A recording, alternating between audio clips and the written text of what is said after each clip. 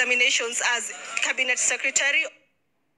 Education, Ministry of Education, Nations Council, Dr. Mercy. All right, we will be crossing over live in just a moment there. Of the public and the media fraternity in general. I also wish to assure all Kenyans on behalf of Kenyan National Examination Council team that we remain committed to serving every child and citizen with due diligence and ensuring that no child is left behind as we achieve sustainable goal number 4. May God bless all of you. May God bless Kenya. Thank you very much. Let me now take this opportunity to invite the Chair of the Council, Dr. John Osat, to make his remarks.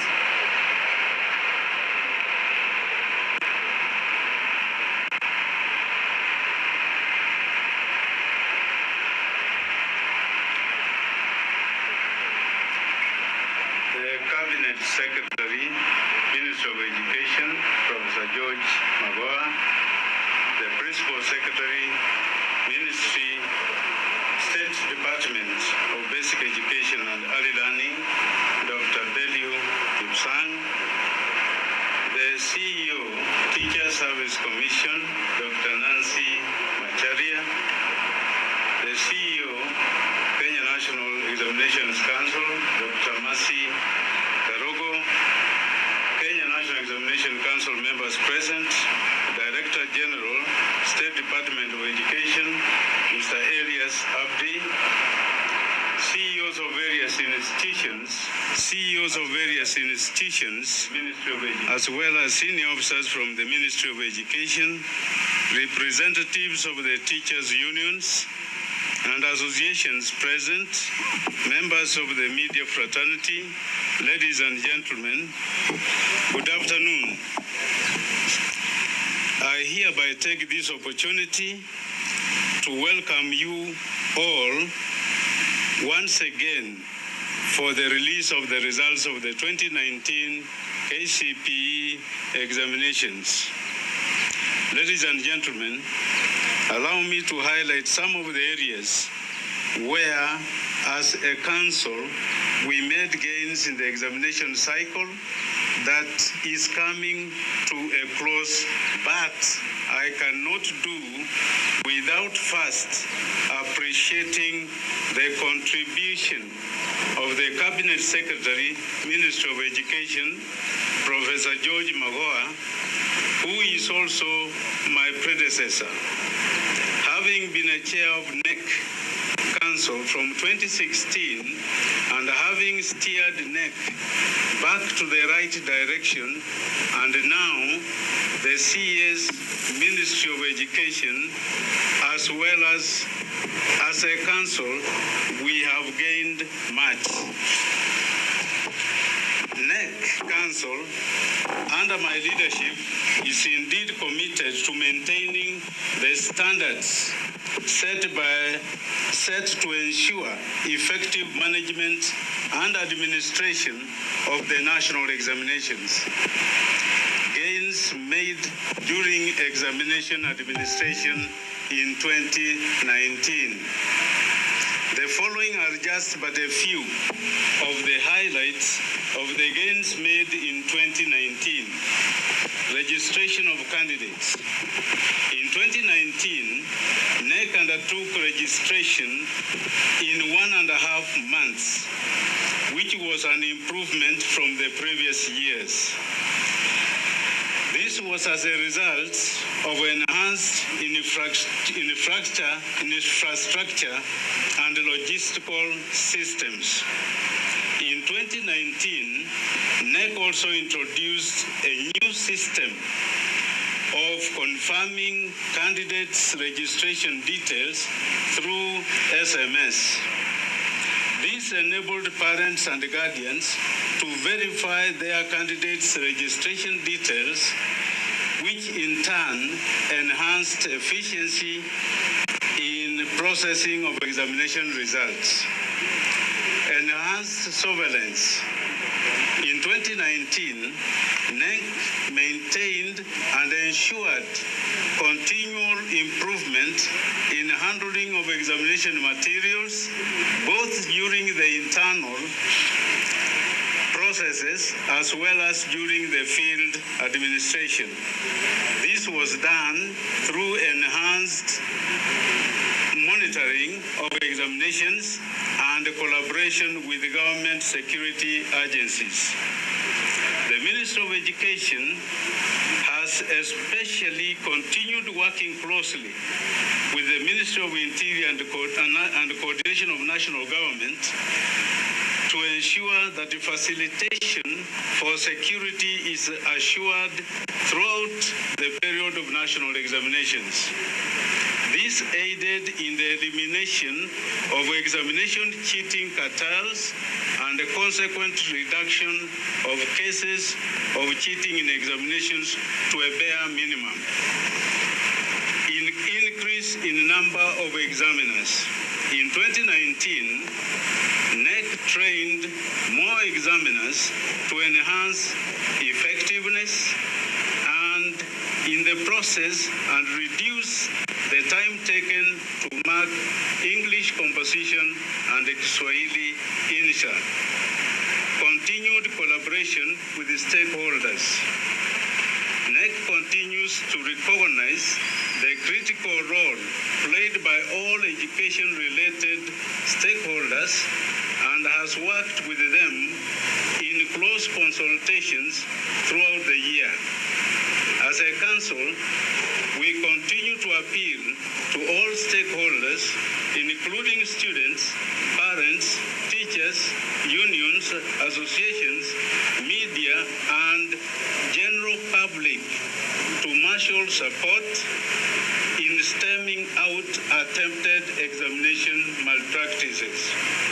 In conclusion, on behalf of the NEC Council, I hereby wish to assure Kenyans that NEC shall endeavor to offer credible examinations so as to offer certification which is recognized, valid, and reliable. With those remarks, I now wish to invite the PS, Dr. Belio Kipsang, the Principal Secretary, State Department of Education, Ministry of Education, to make his remarks and in turn invite the CEO. The CEO first. Okay, Madam. So, may I take this opportunity to invite the CEO, Kenya National Examination Council, to continue with the program. Thank you, ladies and gentlemen. Let me take this opportunity to invite the CEO of TSC, Dr. Nancy Macharia, to make her remarks.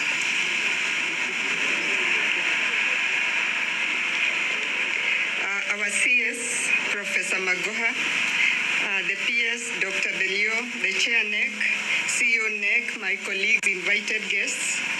I wish to start by congratulating all our teachers and saying kudos for all the good work they have done. Without teachers in the administration of exams and in the marking of exams, we would have a very rough time. So as an employer, Bwana Waziri, we are very, very proud of our teachers.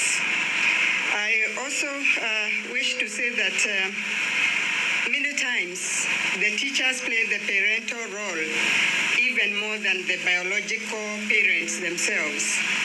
For this, the TSC as an employer cannot thank them enough once again.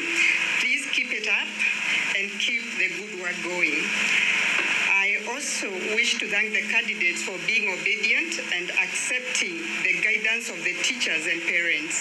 The candidates deserve the best in their exams, and that's why we are celebrating them today. During the 2019 KCPE examination, thousands of teachers were engaged as center managers, supervisors, invigilators, and examiners, as the CEO NEC has already said. These assignments required of them to rise up as early as 5 a.m. daily. As a matter of fact, we wouldn't be here were it not for the teachers' work. They have gone the extra mile, and the TSC therefore wishes to celebrate these teachers for their sacrifice. They deserve more because the 2019 KCPE examination has recorded the least number of malpractices ever. I note with satisfaction that 99.9% of the teachers did their work perfectly. The TSC will soon recognize the teachers who took extraordinary steps to stop cheating in the examinations as soon as we receive the report from NEC. However, we will also investigate the conduct of 56 teachers who caused some missteps during the administration of the KCPE the administration. I wish to talk about the strain that teachers go through because of the added workload due to the 100% transition. And we recognize that this increased enrollment in our public secondary schools has strained the existing teachers with increased workload. To address this, the TSC has recruited 5,000 secondary school teachers this 2025 CBA. We hope we can conclude the CBA in good time to ensure that our teachers can benefit from improved terms in good time.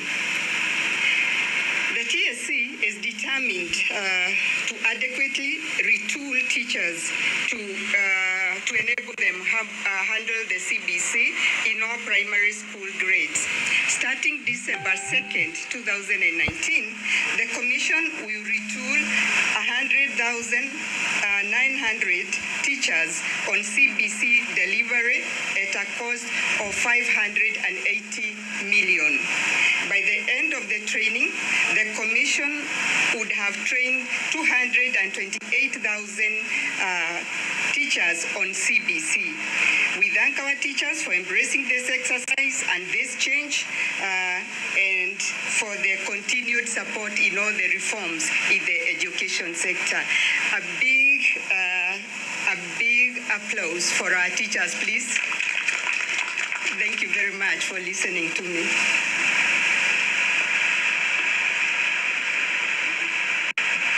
Thank you very much. Let me take this opportunity to invite our Principal Secretary, Dr. Berek Busan, to take over the program and make his remarks. Thank you very much, Madam Mercy. The Cabinet Secretary for Education, the Chair and Kenya National Examination Council, and my colleagues, council members, my sister Nancy, the CEO of Kenya Teacher Service Commission, all CEOs present, my colleagues in government, all senior government officials, both from Teacher Service Commission and from the wider sector. My colleague teachers who are here today, our brothers and sisters from the media, I would want to take this early opportunity to thank all of us for being here. I would want to thank most our colleagues from the media for the good work that they did during the processes that we went through during the examination. I would also want to take this opportunity to thank our colleagues in the multi-agency team, the Ministry of Interior, the Teacher Service Commission, and our security teams, our brothers from the National Youth Service for the good work that we have been doing together. And we would want to thank you for the services that you have given to our children. I would want to assure all of us and acknowledge the role that the government is doing in investing in this particular sector, and assure the Kenya National Examination Council that as a sector we shall continue to ensure that we invest in the processes that we must go through in this particular sector. As I conclude, I would want to take this opportunity to congratulate our young children for the good work that they have done and thank them for the best that they have given us. I would want to urge our parents, our guardians, and all of us in general, that let's celebrate our children. Let's celebrate the best that they will have given us, because that is what they have been able to invest in themselves. That is what we have been able to do as teachers in ensuring that they are mentored as young people. I usually say as a teacher that we are lucky as a profession, because God gave us an opportunity to be co-creators of our children, and we have given our best in that particular co-creation. And at this juncture, also be proud to be a member of this teaching profession, because as a member of that profession, we've been able to place our country in the world map. The best teacher this year came from this country, the best teacher in the world. The best teacher in Africa came from our country. So what else can we say as professional teachers other than to say thank you to our teachers for the good work that they are doing. This year, we've seen the good work that our teachers did, and there was very little anxiety among our learners. And from that, you saw that they were able to do this examination in a very relaxed way, and in a way that was able to reduce the interference from ourselves, mainly us as adults. And I say thank you to our children. I would not want to increase and prolong the anxiety of the Kenyan people as they wait for the results of their children. So it's now my humble duty to invite our Cabinet Secretary to take up the next level of engagement in this particular exercise. Karibu Wasiri.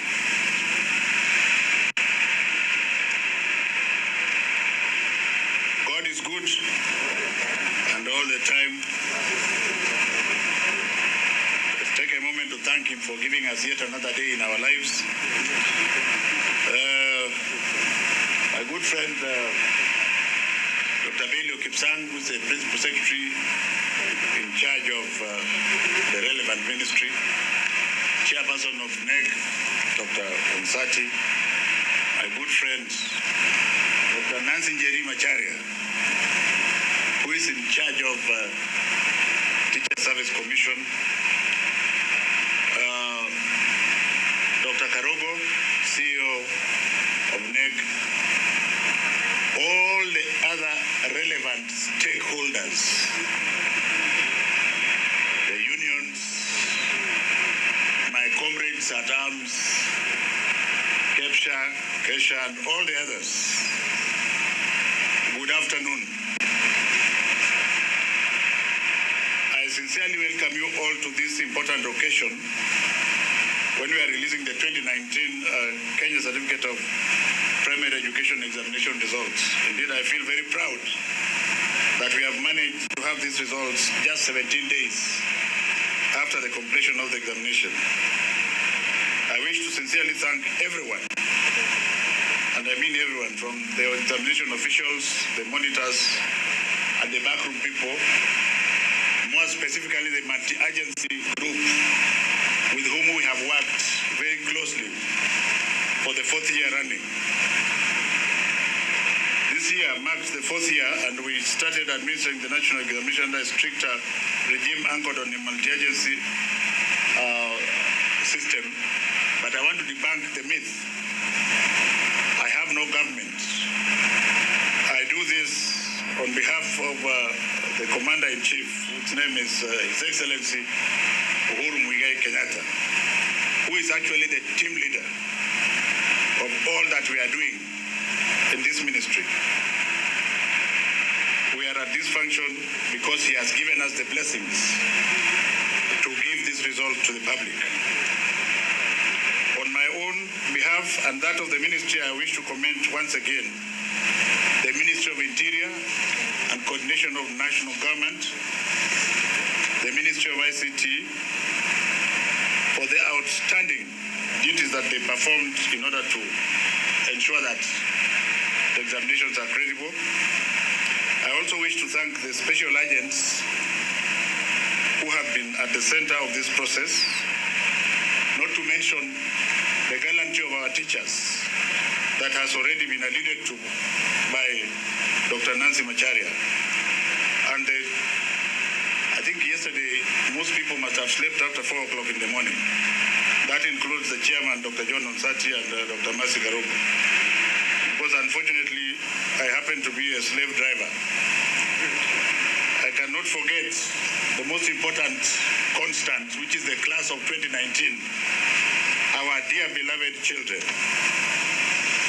that we have a duty to ensure are given what is due to them without unnecessary interference from adults like myself.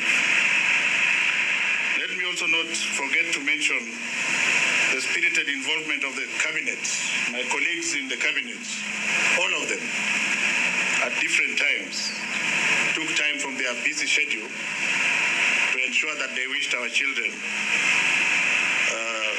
all the best, including the presidency, which in this instance was represented by His Excellency Dr. William Samoei Ruto.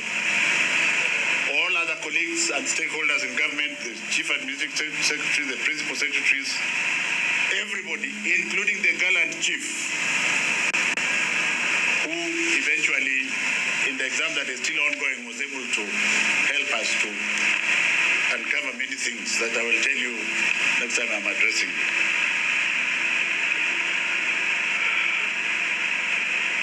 The greatest fruit of monitoring is that we allow our children to use their brain. Our children are very intelligent. They are not guilty. The guilty ones as charged are the adults. And you will remember,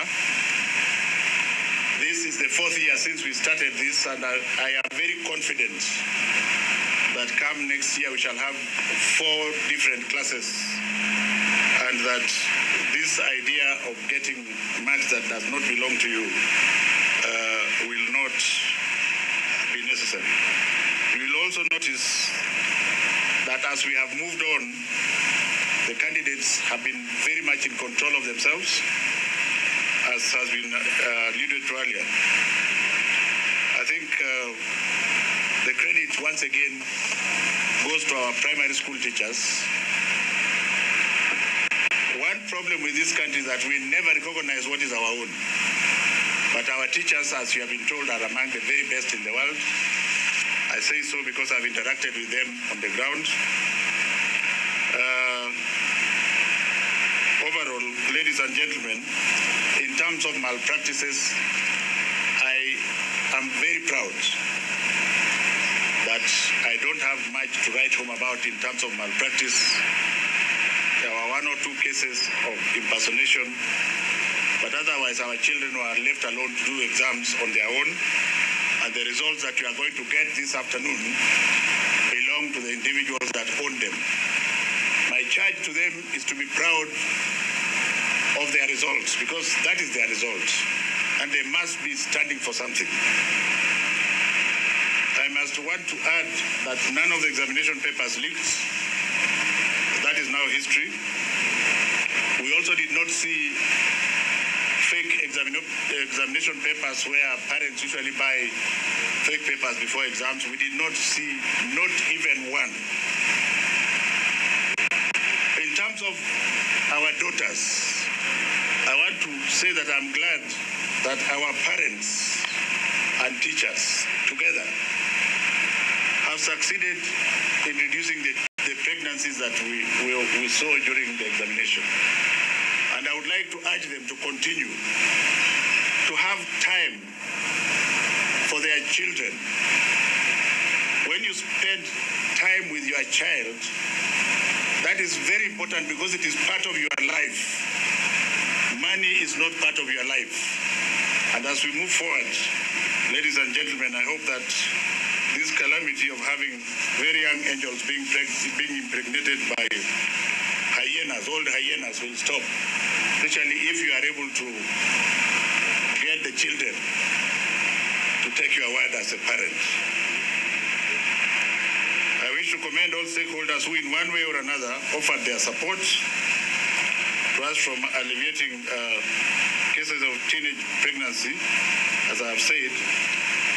And apart from those very few teachers, may I encourage the body of teachers, which is 99.99%, that please give the children your time also outside of the classroom. Because being in school is not just being taught a lesson. The bigger lesson is that lesson of life. which I think you are doing very well. In terms of 100% transition, we have assured our children that all of them, and I repeat, all of them, will have a place in the secondary school. The government, under the leadership of His Excellency Uhuru Muigai Kenyatta, has given us very firm instructions to ensure a fair, transparent, and very quick placing of these children, to the extent that by the grace of God, tomorrow we shall be on the ground, and by the 2nd of December, every child in this country should be able to know which school the child is going to. I wish to assure the nation that everything is being done to ensure that infrastructure is expanded in order to cater for the 100% transition. In this regard, the government of the Republic of Kenya, together with other external stakeholders, have put aside Kenya shillings 8 billion to improve infrastructure in high school and primary school in some 110 sub-counties, 30 counties. I want to give you my word that I will spend my time to ensure that the public gets value for that money. Ladies and gentlemen, the government of the Republic of Kenya, again in collaboration with some external stakeholders, will provide 9,000 scholarships. Originally, we had intended to give these scholarships just to the 30 disadvantaged sub-counties. But in his wisdom this afternoon, the President has directed that part of those 9,000 scholarships must go to the slums of the inner cities. We shall therefore ensure that we get a formula whereby maybe up to 1/4 or 1/3 of them go to the slums in Mombasa, in Nyeri, in Kisumu, in Nairobi, and what have you. Because the original notion was that perhaps Nairobi did not require to be assisted. And we have been advised that that is not the case. So we shall engage the stakeholder and tell them very firmly that until that is done, and I go back to the President to explain to him, we may not be able to move in that direction. And then there will be another 9,000 next year. And this will ensure that the rest of the week are supported to go to school without prejudice. With regard to the competency-based program, the competency-based curriculum program, I am glad to state that we have already printed 14 million books. Those books are being distributed, that together with all the stakeholders in this country, we must deliver the competency-based curriculum as one government, as one people, headed by His Excellency the President. Ladies and gentlemen,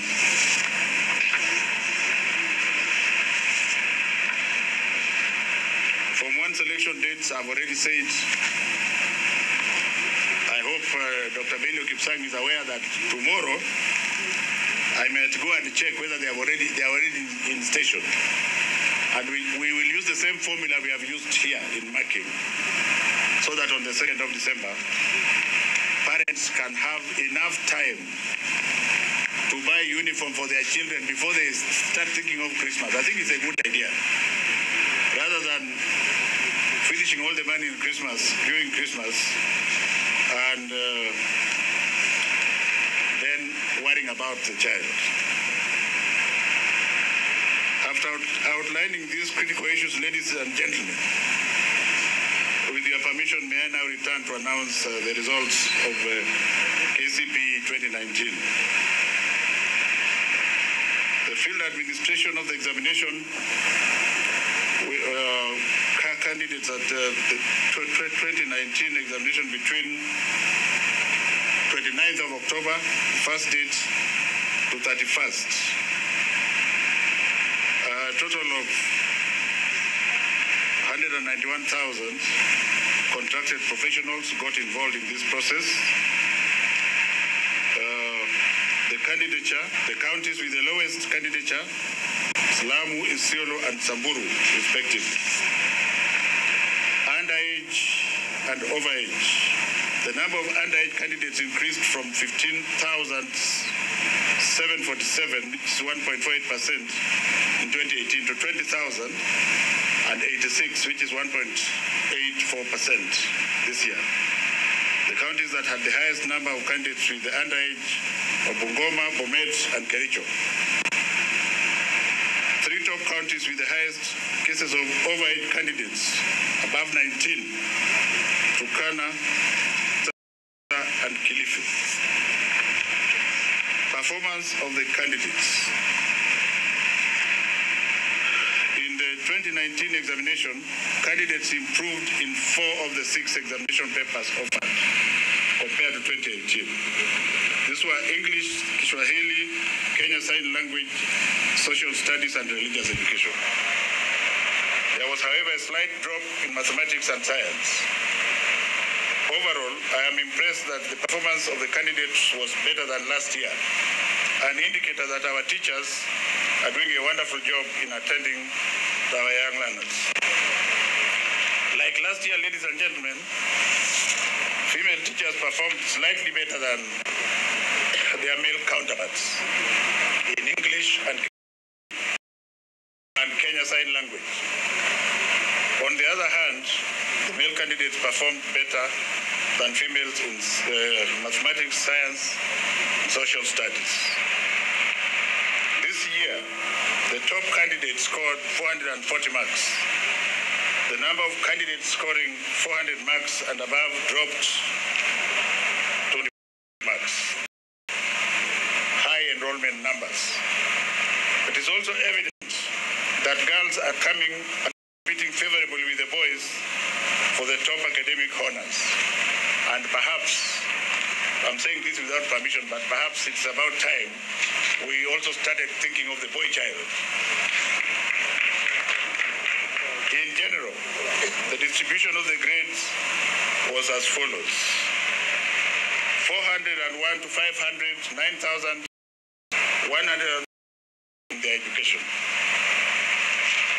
None other than His Excellency the President has his eyes fixed on the future of these children.